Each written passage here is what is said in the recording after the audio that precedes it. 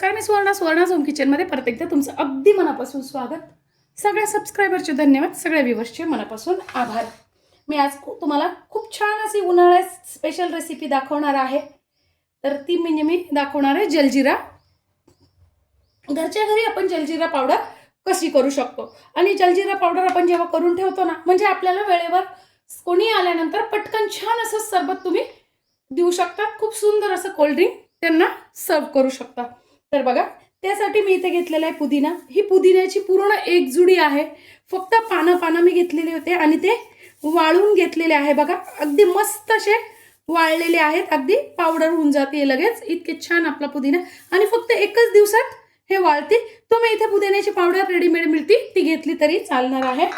त्यानंतर मी इथे घेतलेले 4 चमचे जिरे, 1 चमचा मिरे घेतलेले आहेत. तुम्ही म्हणाल मिरे उष्ण असतात, जिरे थंड असतात, पण मिरे जेव्हा आपण पाण्यात घालतो ना, त्यावेळेस ते थंड होतात. जसं दही उष्ण असतं पण ताक थंड असतं, अगदी तसंच. त्यानंतर इथे मी घेतलेली आहे अर्धा चमचा सुंठ पावडर घेतलेली आहे. त्यानंतर मी इथे घेतलेले आहे अर्धा चमचा मी घेतलेले आहे सायट्रिक ॲसिड. 1 चमचा घेतलेला आहे मी काळं मीठ. 1 चमचा आपलं रेग्युलर जे मीठ आपण स्वयंपाकात वापरतो ते, आणि पाव चमचा मी घेतलेला आहे हिंग.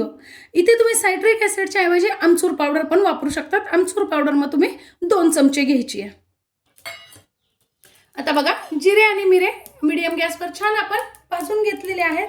आता त्यावरच टाकून घ्यायचं आपल्याला आपण वाळून घेतलेला पुदिना. तुम्ही जर पावडर वापरणार असाल तर तुम्हाला भाजायची गरज नाही. मी फक्त थोडासा गरम करून घेतेय.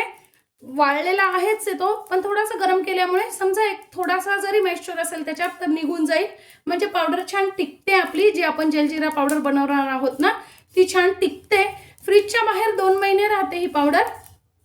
आता गॅस बंद करून टाकायचा आहे आणि हे आपल्याला गार होऊ द्यायचे पूर्णपणे. आता आपण भाजून घेतलेल्या वस्तू गार झालेल्या आहेत. मिक्सरच्या भांड्यात टाकून घ्यायचे आहे. त्यातच टाकून घ्यायची सुंठ पावडर, सायट्रिक ॲसिड, मीठ, काळं मीठ आपण रेग्युलर वापरतो ते मीठ, आणि हिंग.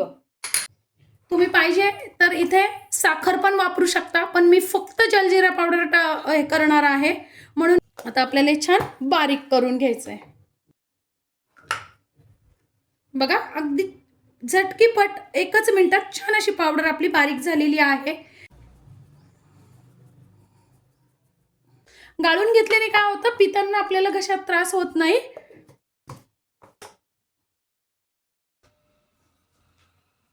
बघा, या पद्धतीने मी राहिलेली परत बारीक करून घेतलेली आहे. खूप सुंदर वास येतोय मैत्रिणींनो. आपण बाहेर जर पावडर जलजिऱ्याची कुठल्याही ब्रँडची घ्यायला गेलो ना तर खूप महाग मिळते. बघा, एवढ्याशा याच्यात आपल्या घरातल्याच साहित्यात इतकी सुंदर जलजिरा पावडर तयार झालेली आहे.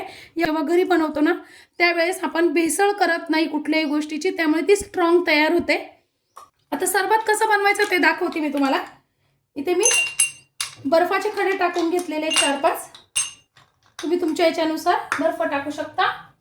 त्यानंतर आपल्याला टाकून घ्यायचंय बघा, अगदी पाव चमचाच मी टाकलेला आहे, जास्ती नाही टाकायचं आहे आपल्याला. आणि टाकून घ्यायचं आपल्याला साधं पाणी. वा. त्यानंतर टाकून घ्यायचे आपल्याला अर्धा चमचा पिठी साखर. ही साखर मी खडी साखरेपासून बनवलेली आहे. त्यात टाकून घेते मी सब्जा. मी भिजत टाकलेला होते 2 चमचे. त्यात टाकून घ्यायचं आपल्याला सब्जा. काय सुंदर असं आपलं सरबत तयार झालेलं आहे, जलजिरा तयार झालेला आहे. तुम्ही हा सोड्याबरोबर पण घेऊ शकता. घरच्या घरी आपलं किती सुंदर असं सरबत, अतिशय थंड छान असं सरबत तयार झालेलं आहे.